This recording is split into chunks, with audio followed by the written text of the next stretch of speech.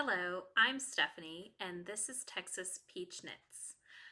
Today I'm doing a special episode, a State of the Stash episode, and this series is inspired by Shauna of Shauna Stitches. So if you enjoy hearing about people's stashes and what they have coming in and going out, please check out Shauna because she does a monthly episode on State of the Stash. I'm trying to do quarterly episodes because I don't have a whole lot moving in and out of my stash usually, or at least I don't feel like I do, to have an episode every month. But I decided starting in January to keep track of my stash in my knitting journal. And I'll show you how I have ended up setting up the pages in a way that I really think works well for me. And I'm going to show you some of the yarn that I acquired. Some of the yarn I acquired is already in projects, so I will show you pictures of those items, and I'm going to show you one FO today, but I'll talk about it more when I do my actual podcast. So first of all, I wanted to share what I'm wearing. It's not a knitted thing, but most of you know I like dresses, and I kind of keep my eye out for ones that kind of suit my body type. Being a mother of four, I am not, a straight body type.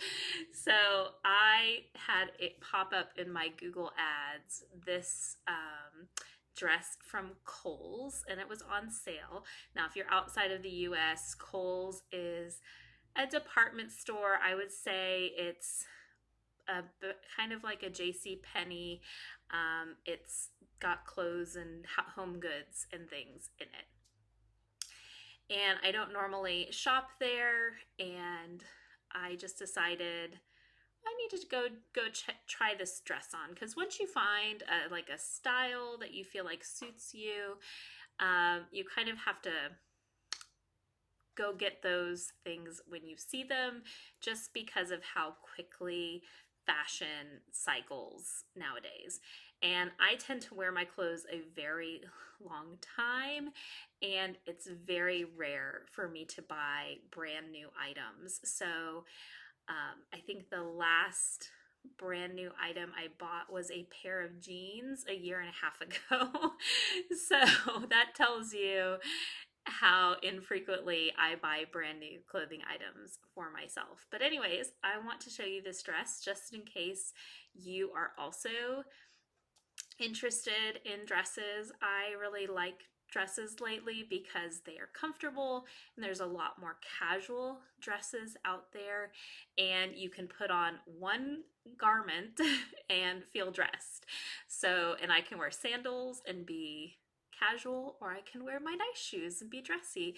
So it's very simple, and I don't have to like think through putting together outfits. I also love dresses that have a shorter sleeve, or sometimes even sleeveless if I'm planning to wear knitted items in combination with those dresses. Now this dress, because of the way the sleeves are, I don't think a sweater or a tee type vest would go well over this, but I could see wearing a sleeveless vest with it. So I'm gonna stand up and show you this cute dress.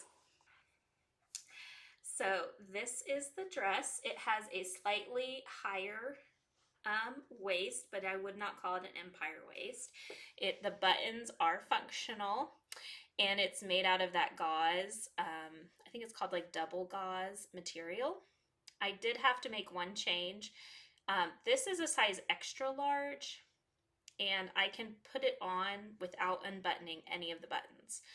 But when I put it on, this part right here, in between these two buttons, would gape. And I tried on the extra large, but then it just felt huge on the top. And so I decided, get the extra large, and I just sewed with just a needle and thread and navy navy thread, this part closed because I don't need this to be functional. I didn't sew up the whole thing, just that part that gaped.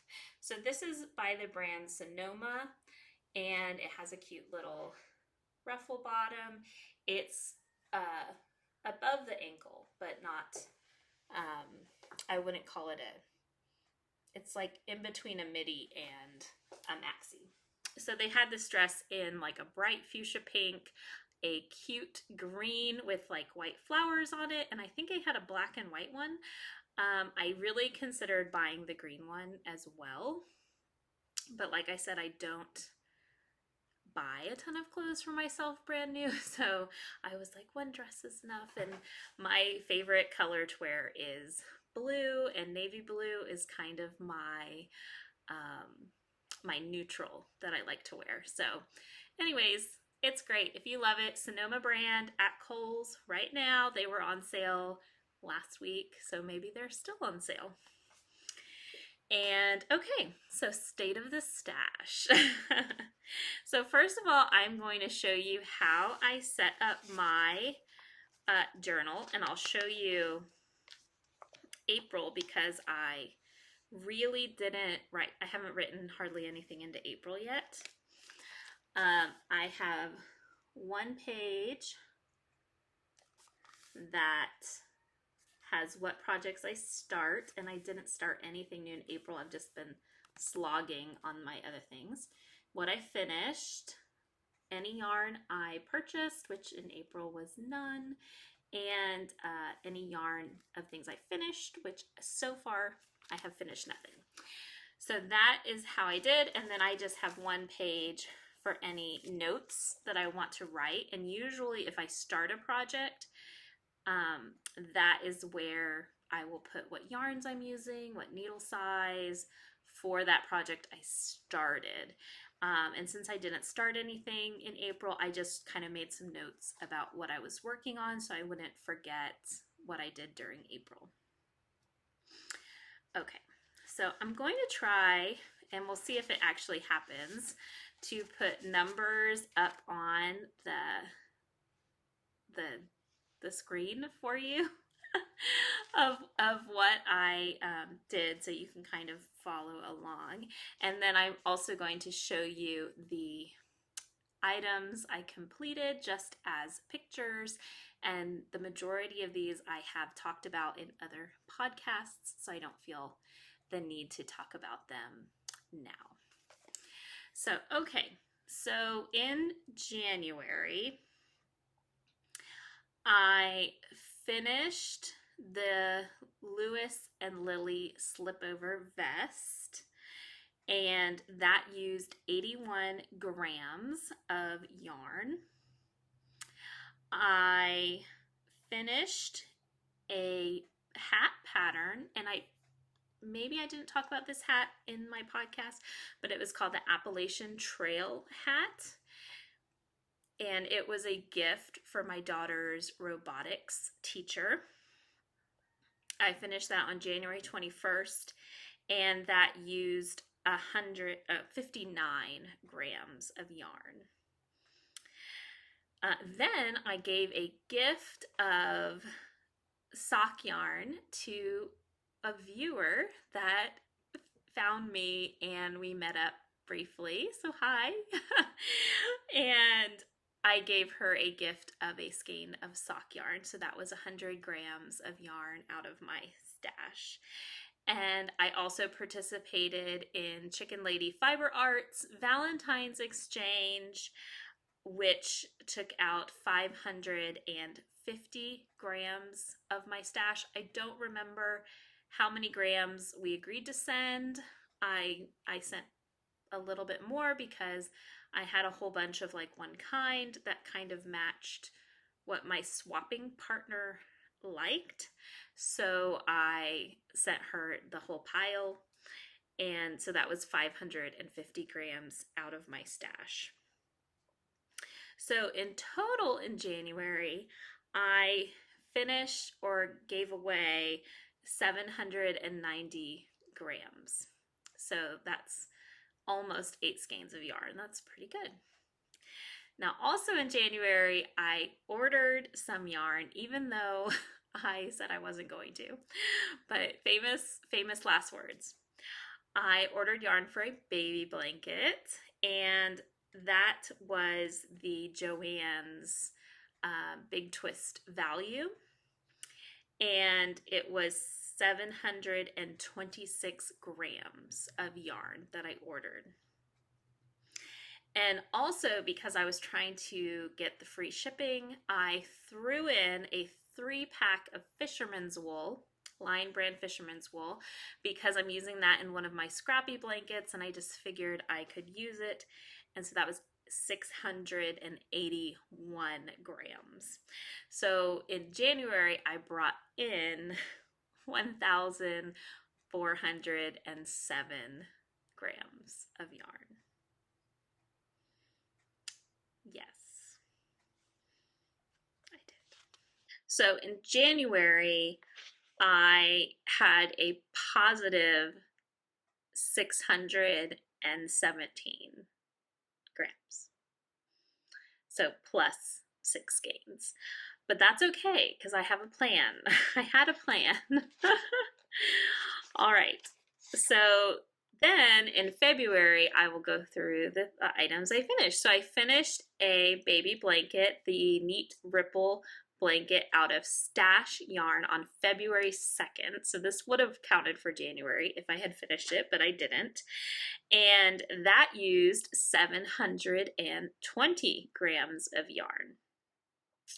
I also finished the baby blanket that I made out of the Joann's yarn, so that was minus 546 grams. And I finished a newborn size beloved bonnet out of the same Joann's yarn, which was minus 33 grams. I also finished my Love Story Cowl by the Crazy Sock Lady, and that was minus 122 grams. So in total, I used up 1,421 grams of yarn in February. So then yarn in February, I ended up buying more Big Twist because I was worried I was not going to have enough. I ended up having plenty. So I brought in 340 more grams of that. I won a prize from Noble Character Crafts. Here is my prize. This was for her Make 9 2024 Mal. And this is a pink Pachinku naturally dyed Peruvian yarn, and it says 100% natural Peruvian yarn, botanically dyed by women artists in Cuzco. So, and this is the plant dye cochineal. So that's interesting. They put the plant that they dyed with. So I haven't used this yet, but it is 100 grams that came into my stash. And thank you, Amy. I really enjoyed winning that prize. And then also I received my swap package for the Valentine's swap with Chicken Lady Fiber Arts, and I really thought that I had given away enough that it was going to be a negative so that I would not get back as much as I gave, but I was a little bit wrong. But I received some lovely yarn from a Jennifer, so if you happen to watch Jennifer, thank you. And these are the yarns she sent me. She sent me this 100-gram skein of Mirandia's MIB fibers, and this is called Little Bear's Moon. So that's from the book Little Bear, which I think is so sweet. And I love the dog. I've never used or even heard of this yarn before, so this is super fun. She also sent me a mystery skein, which I always love. So this is 100 grams of fingering weight, a little bit of a mystery. Purple and blue, my colors. And she also sent me the lovely gift of a Sweet Mountain Yarn sock set. So this is fabulous. I have never used Sweet Mountain Yarn, and this is the Two Sisters and Some Yarn colorway, which they have their own podcast, and they've been podcasting way longer than I have. So you should check out Two Sisters and Some Yarn. So this is just an amazing sock set with this multicolored main color, and then a color, I assume, for each of the sisters. So that is fabulous. So this ended up being 340 grams from the swap, which was very generous. And then also in February, I took my daughter's robotics team to West 7th Wool, which is the yarn store in Fort Worth. And because their robotics team had an innovation project of teaching people how to make and use drop spindles. So they had to get input from the spinning experts. And so I took them to West 7th Wool, and Amy, the owner of West 7th Wool, met with them and was just so kind to demonstrate a ton of different spinning things to them and showed us some really cool tools that I had never seen. They even had 3D printed Turkish drop spindles. And my daughter bought one. I forgot to bring it in to show, but so my daughter bought one of those, and we just had a lovely morning meeting with them, and they were so kind and helpful to the robotics team, which is all middle schoolers, most of which, like, spinning is very new to them, and they were having so much fun learning and then sharing that as a part of their team project. But when I was there, I was, browsing the shelves, and I found this West Yorkshire Spinners. And this is the color J, which is a part of their bird colors. And I just cannot wait to make some socks out of this. I just love this so much. So in February, I brought in 880 grams of yarn. And so that's almost 9 skeins of yarn. And added to what I brought in January, I'm up to 2,287 grams brought in. But then my total that I've used up January and February was 2,211. So now I'm only in the positive 76 grams. So all of that, and I've only added 76 grams to my stash because of all of the things I finished. So that's good. All right, last month to go through. March, I brought in no yarn. Well, I had gotten so much in February, I didn't need any. And so I brought in no yarn in March, and I did finish a few things. I finished my daughter's cable top boxy at the very beginning of March, and that was made with all old stash yarn, and it took out 543 grams. I also finally finished my husband's opal socks, and those ended up being 107 grams because I had the 100-gram skein of opal, and then I also did contrasting heel and toe on them with a different color. I also completed another baby blanket, and for this one I used the leftovers from the pink and teal blanket along with some sprightly yarn from Love Crafts that I had purchased probably a year ago. And so that blanket used up 566 grams of yarn. And I have it here to show you, so I'm going to show you that finished object.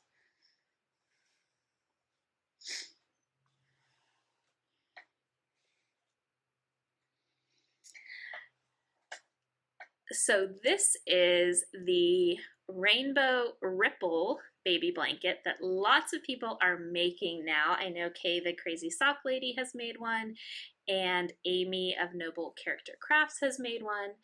It's just a really fun baby blanket pattern to make. And I'll put all the info about all of these projects in the show notes in case you want to look up any of the patterns. But I'll stand up, but I'll also then share a photo of this because it just looks so much better in a photo. Okay, so here is the Rainbow Ripple. As you can see, it's quite a large one.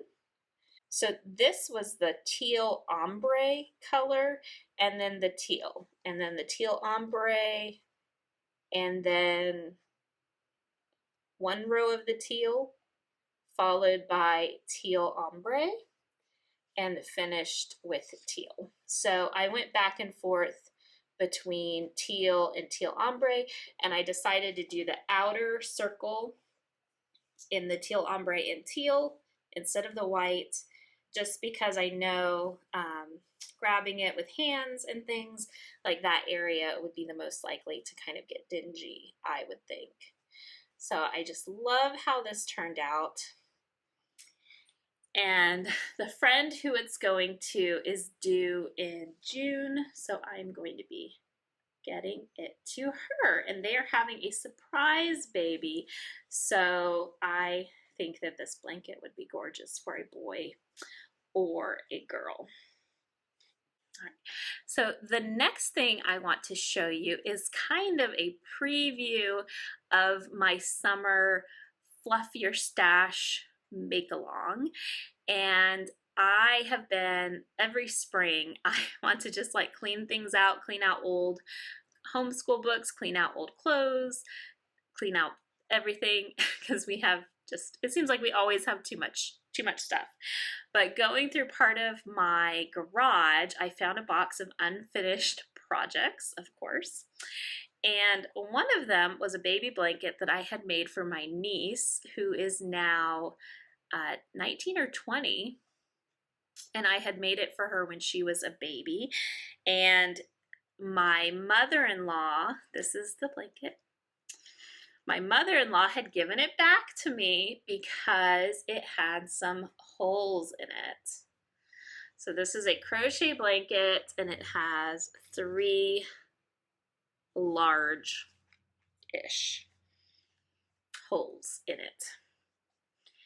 And my mother-in-law is not a crafter, and she's not a crocheter, and she thought maybe I could just redo those sections, not realizing you'd have to like really unravel the whole thing. But I talked to my niece and I said, well, first of all, I had had it for a while because my mother-in-law gave it to me when I had little babies, which is why it got ignored a little bit. And I texted her I'm so sorry that I didn't finish this. I wanted to let you know that I still had it and I want to give it back to you. How would you like me to do that? I was like, I can't fix it where it looks new, but I could possibly patch it. So she was, first of all, just overjoyed to hear that I still had it. She does want it back. She loved it. She's so happy it's still around. And she was cool with me patching this blanket.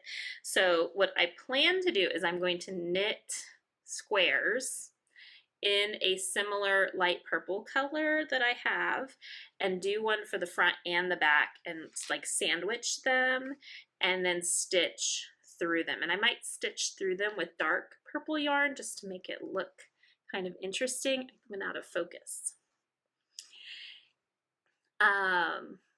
But what are your thoughts on counting me finishing this and giving it back to her as taking all of this out of my stash.